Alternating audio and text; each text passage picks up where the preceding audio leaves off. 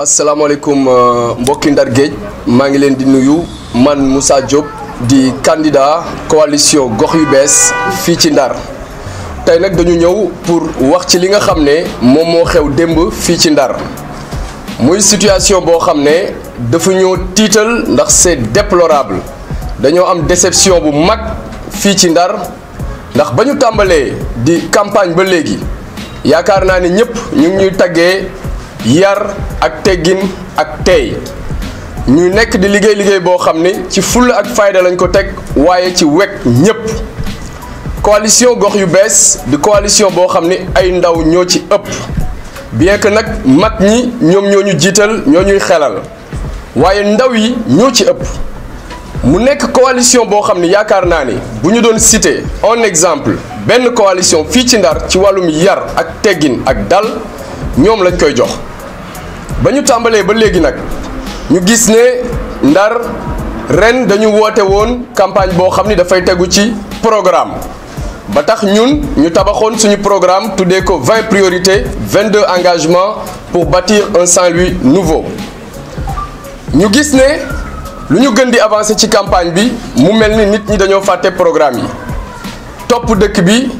indi ay xeexkat indi ay nit yoo xam ne amuñu yar amuñu teggin di leen dóor ci kaw askan bi démb bi ñu demee ci Diamaguène ak Léona di fa def ay porte à porte di fa def ay visite de proximité doon fa génnee benn caravane bi ñu toogee ba 23h30 presque mu jekki ba si yàgg am oto bu weex bu ñëw boo xam ne xamuñu fu mu bokk ndax tafuñu ci dara waaye matricule bi mi ngi nekk SL 1634C oto boobu ñëw fekk suñu ndaw yi fi ñu taxaw mu xuus foncé seen kaw accéléré ñu gaawantu tasaaroo oto bi jàll ñu naan sax lii xanaa njuumte la waaye matul juróomi minute oto boobu dellu siwaat cette fois-ci bi muy ñëw agent de sécurité yi nga xam ne ñoo ànd ak ñun di wattu kaaraange ñi nga xam ne ñoom la ñu àndal seen ko muy ñëw ñu tàllal ko loxo ni ko dalal wàññil vitesse bi ngay daw mu mel ni loolu da ko yokk fit mu tàmbale accéléré foncé ci kaw nit ñi ak vitesse boo xam ne kenn mënu la wax nu mu toll yàlla moo ci def sutura waaye démb dafa doon boom ay bakkan yàlla def nag ci vitesse boobu mu doon daw am ci koo xam ne yàlla ak suturaal waaye bakkanam yamoon na ci ndax bañ koy yóoxu naan ko moytul bi muy daanu ak bi oto bi di yegg si benn la keneen ki mu fa fekk da ko ramassé mu dali fële perte connaissance kenn xamul kañ la yeewu démb mu nekk loo xam ne nag dañu jàpp ni ñun bu weesoo jëf ji kii def lii lan mooy yéeneem mooy laaj bi te ba mu ko defee ba noppi dafa daw taxawul bi mu dawee ñu topp ko ci dal gis ne oto ba ma nga ko yóbbu ba permanence su Benno Bokk Yaakaar bi nekk fii ci Njolofeen gaare ka fa bu dul woon teg suñuy ndaw li ñu dal bu dul woon teg suñuy ndaw li ñu leen woo ci yar ak teggin démb li mënoon xew kenn mënu la wax lu mu doon parce que dafa nekk loo xam ni dafa choqué ñëpp may laaj ndax élection locale jar na nit jël oto ak ni mu toll di ko foncer ci kaw ay xale yoo xam ni yorewuñu lu dul ay flyers ak i spécimen di ko wan askan bi di waxtaan ak ñoom ci suñu programme xaste wuñu saaga wuñu xuloowuñu ñun bañ nañ ko ba dañ ne lépp lu ñuy def mooy wax ci suñu programme wax ak doomi Ndar yi la ñu gën a bett nag mooy ba ñu toppee ba xam kan moo doon dawal oto boobu dañu gis ne mi ngi tudd Youssou Gueye di rakk ci honorable député bi nga xam ne moom la ñuy wax Aminata Gueye dëkk fii ci Diamaguène ñu ne kon xanaa ñoom dañoo jàpp ni ñun sañu ñoo dugg Diamaguène wala kon askan bi nga xam ne ñoo nekk ci Diamaguène démb ubbil ñu seeni nopp ubbil ñu seeni kër di saafonte ak ñun xamal ñu ni ñun la ñu doon xaar ci dëkk bi loolu moo tax ñu paniqué ba bëgg jël seen oto yi di fiir xale yi di leen wax ni bu ñu amee doole bu ñu amee lu ñuy song nañu songi hôpital bii nga xam ne démb bañ fa demee démb li ñu gis lu ñaaw la ndax foofu la ñu gis ne uniquement pour mën a immobiliser loxo xale bi li mu laaj mënuñu ko woon a am wër nañ ko fu nekk démb pour def benn analyse kese pour mën a def intervention chirurgicale analyse boobu wër nañu Ndar guddi wër ko bëccëg doog a koy am mu nekk loo xam ne gàcce la waaye la ca gën a garaaw mooy xale ba ña ngi ko war a opérer ba fii may wax ak yéen mënuñu ko def ndax bloc bi nga xam ne moo nekk fii ci hôpitalu Ndar xamal nañu ni ñeenti néeg kese la te ñeenti néeg yooyu spécialiste yi dañ koy awante buñ koy awante nag ku nekk ak bés yi nga ca am ki nga xam ne mooy opérer ñi nga xam ne dañoo loru ci ay wàllu damm-damm moom altine ak àllarba rek la am bu ko weesoo dafay xaar ba beneen yoon loolu di ñaawteef goo xam ni yaakaar nañ ni tey honorable député tey monsieur le maire Mansour Faye di ministre d'État bu ñu amee askan bu ñuy song nañu dem songi jafe-jafe yooyu fajal ko askan bi ngir nit ñi noppalu di wax nag ne ñun kenn xamewuñu ci ñàkk teggin kenn xamewuñu ci ñàkk yar pencum politique gi dugguñu fi pour wane fi ñàkku yar waaye nag ci dëkk bii la ñu dëkk ñun fépp fu nit di dëkk di ragal ñun dëkkuñu fa duñu ragal ñeme nañu waaye dañoo yaakaar ni géew bi ñu nekk du géewu doole géewu xel la di wax ni ku amul xalaat ku amul programme boo défendre mën nga dellu toog ndax ren doomi Ndar yi dañoo soxla seen dëkk te dëkk bii duñ ko jox kenn ku dul ki nga xam ni yaa leen di présenter programme bi nga xam ni moo dal seen xel di wax ni kon lii ñu def dañ leen di artu ndax ñun ay ndaw lañu ñi ñu song démb dal suñu kaw ay ndaw lañu comme ñun gënuñu ñoo ñeme ëpp ñu doole ëpp ñu fit te li ñu dëkk bi jaral ñoom jaralu leen ko ñu leen di artu nag di leen wax ne ñoo ngi woo magi dëkk bi yépp ñoo ngi woo autorité judiciaire yi ak autorité policière yi di leen wax ni bu ñu bañee que l'irréparable ne se produise il faut que cela cesse c'est pas la première fois barki démb jàll nañu Balakos bi ñuy romb buntu siège nu ñu koy waxeeti Alioune Diop ay nit ñu fa nekkoon ni ñoom ñoo koy garder dal suñu kaw gazé ñu ba gaañ ay mag yoo xam ne ñu ngi àndoon ak ñun ak ñoo xam ne dañoo amoon ay feebar pour noyyi fii ba ñu tàmbaleeg tey am na ñaari bés yoo xam ne ñëw nañu fekk suñuy oto ñu taxaw ñu desserré vis yi nga xam ne ñoo téye pneu yi nga xam ne loolu dafay këpp oto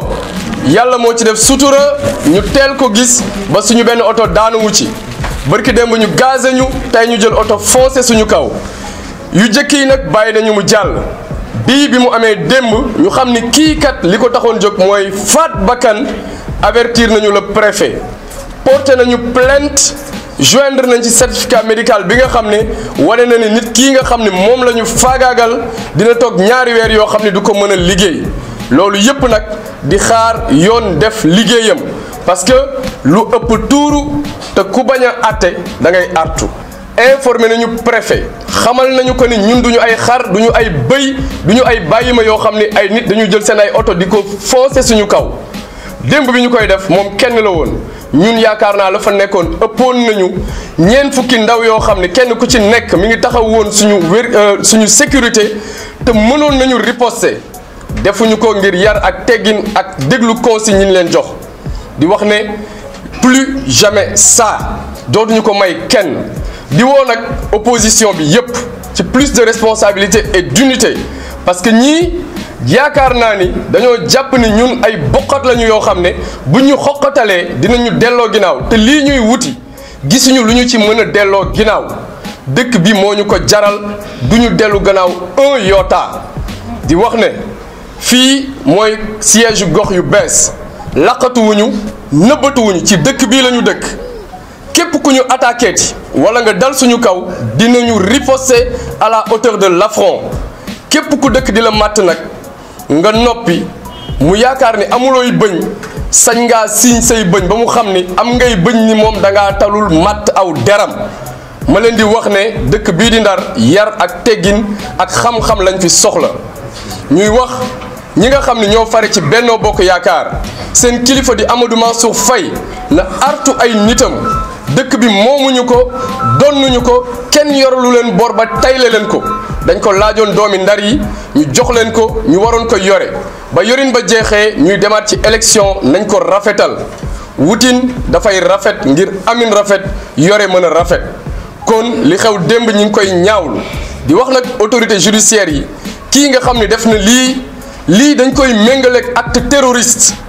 ndax jël oto fekk ay ndaw yoo xam ne defuñu la dara di liggéey seen liggéey nga foncé seen kaw loolu yaakaar naa ni acte de terrorisme ëpp ko doole ñu leen di ñaan ñu jël seen ay responsabilité di leen wax nag ne dëkk bi ku artuwul di nga àtte ñi ngi woo magi dëkk bi ni leen élection yii ñoom lu mu leen jaral benn jaral nañu ko fukk jaral nañu ko téeméer ñoo ngi woo opposition bi yépp di leen wax ne attaques yi depuis un certain temps ñu ngi koy def ay attaques par benn bu ñu toogee nag di seetaan ñu ñuy noggatu par benn pour bëgg ñëw faagaagal li ñu bëgg am duñu ca yegg nañu booloo nekk benn jàppalante nañu daje toog xool naka la ñuy jàmmaarloo ak ñi nga xam ni jàpp naa ni tey dañoo jàpp ni Ndar seen dëkk la ñoom ñoo ko moom ñun ay wàll yàlla lañ fi ma leen di xamal ni ñun luyewuñu fi sëy si wuñ fi kenn abaluñu fi fii la ñu juddoo nekk ay bu xeefali Ndar dëkk ci dëkk bi kenn ëppale wuñu ci dëkk bi te kenn mënuñu fee génnee fu ñu neex la ñuy jaar waa Pikine a ngi nii toog ay doomi Pikine lañu ay doomi Diamaguène lañu ay doomi Guet Ndar lañu ay doomi Balakos lañu ay doomi Corniche lañu ay doomi Eau-Claire lañu fu ñu neex la ñuy jaar ci dëkk bi heure bu ñu neex ak num ñu neexee te képp ku taxawati suñu kanam billaahi doo ko defati.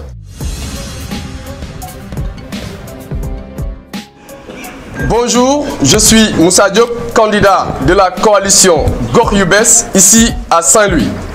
Ce qui s'est passé hier est déplorable et un acte de terrorisme qui ne peut même pas être qualifié. Comment un véhicule banalisé qui n'est même pas brandé, nous ne savons même pas d'où cela vient, peut venir foncer sur une foule de jeunes armés de flyers et de spécimens? Il l'a fait à 2 reprises. Et qu'est-ce qui s'est passé? Il a heurté un de nos responsables politiques qui est aujourd'hui en ce moment à l'hôpital et qui attend de bénéficier d'une intervention chirurgicale. Cette intervention qui tarde, faute de moyens, faute d'un plateau médical digne de ce nom, mériterait plus les attaques de la part de notre honorable député Aminata Gueye, de notre ministre d'État, notre cher maire Mansour Faye et de leurs ouailles, parce qu'aujourd'hui, c'est des jeunes qui s'attaquent à d'honnêtes citoyens, qui montrent aujourd'hui qu'ils n'ont pas d'argument. Je tiens à préciser que ce qui s'est passé hier, la question et la seule question que je me pose, c'est quelle était l'intention de M. Youssou Gueye, frère du député Aminata Gueye, qui a foncé sur notre caravane alors qu'on était à Diamaguène. Est-ce à dire que nous n'avons pas le droit de circuler à Diamaguène? Je tiens à préciser que nous sommes des enfants de Diamaguène. Nous sommes des enfants de Pikine. Nous sommes des enfants de Balakos. Cela s'est produit récemment là-bas. Quand nous faisions notre caravane de visite de proximité, les gardes de la coalition Benno Bokk Yakaar là-bas nous ont attaqués et ont gazé nos militants, ce qui est déplorable. Et aujourd'hui, ce qui nous surprend le plus, c'est que ces mêmes personnes, après avoir commis ces forfaits, ne sont même pas condamnées par ces responsables cités. Alors, qu'est-ce qu'ils nous servent? Oui, c'est bien possible en politique, c'est habituel en politique, il y a même mort d'homme à Tambacounda. Est-ce qu'il faut attendre qu'il y ait mort d'homme à Saint-Louis pour s'insurger? J'en appelle aux Saint-Louisiens, j'en appelle à tous les dignitaires de Saint-Louis, à tous les fils de Saint-Louis, que ces élections ne sont pas des élections politiciennes. C'est des élections où chaque candidat a le devoir de s'adresser aux Saint-Louisiens, uniquement aux Saint-Louisiens. Et nous devons aujourd'hui faire preuve de dépassement, mais aussi faire preuve de sérieux et de parler aux Saint-Louisiens de ce que nous leur proposons comme programme et non d'instaurer la violence. Nous sommes des jeunes, comme ces jeunes qui nous attaquent, et nous avons les moyens de riposter. Nous n'avons peur absolument de rien. Si aujourd'hui nous faisons preuve de politesse, nous faisons preuve de correctité, c'est que nous sommes des Saint-Louisiens et pensons que cette ville a plus besoin qu'on s'attaque à son plateau médical, à l'hôpital de Saint-Louis qui est l'hôpital le plus malade du Sénégal. Cette ville a besoin qu'on s'attaque à son économie avec la pêche qui agonise, mais pas une ville où on s'attaque avec des voitures à ces jeunes filles désarmés pour foncer sur eux afin d'en tuer certains, parce que ceux qui ont fait ça hier avaient la ferme intention de tuer. Heureusement que Dieu en a décidé autrement. Mais la personne qui est aujourd'hui à l'hôpital et qui attend des soins ne doit pas aujourd'hui subir tout cet affront, ne doit pas subir cette épreuve pour que rien ne soit fait. Nous disons trop, c'est trop. Cela suffit. Nous appelons l'opposition entière à s'unir pour combattre cette forfaiture, à s'unir pour sécuriser nos votes. Parce que le parti au pouvoir est aujourd'hui sincèrement convaincu de sa défaite. Et qu'est-ce qu'il leur reste? C'est la violence. Nous appelons au calme. Nous disons que cette ville nous appartient à nous tous. Nous n'allons pas laisser les gens venir faire de cette ville quelque chose qu'il n'était pas. Cette ville a besoin de paix et de sérénité. Donc, j'appelle à la sérénité, aux responsables de Benno Bokk Yakaar et à la responsabilité, afin qu'ils comprennent que ces élections-là, on n'a pas besoin de violence ici à Saint-Louis. Et nous appelons toute la population saint-louisienne et nous leur tenons comme témoins. Et j'ai oublié de le dire, il y a de cela quelques jours, nous avons subi d'autres types d'attaques beaucoup plus, disons, criminelles. Ils ont desserré les écrous des roues de nos véhicules à 2 reprises. À 2 reprises, je le cite, ils ont desserré les écrous des pneus de nos véhicules ici à Saint-Louis. Ils nous ont gazés et hier, ils ont foncé sur nous avec un pick-up 4x4 sans qu'on ne comprenne pourquoi. Le matricule, c'était le SL 1634C qui appartient effectivement au député, à l'honorable député Aminata Gueye, qui est responsable politique ici à Diamaguène. Est-ce à dire que nous n'avons pas le droit de circuler à Diamaguène, nous, fils de Diamaguène? Nous allons circuler partout où nous voulons, à Saint-Louis, quand nous voulons et comme nous voulons. Personne ne va nous en empêcher. Merci. Vous avez porté plainte? Oui, nous avons avisé le préfet, nous avons porté plainte et nous y avons joint un certificat médical de 60 jours pour dire que aujourd'hui nous sommes en train de suivre la voie juridique sérieusement et nous attendons que justice soit faite. Merci.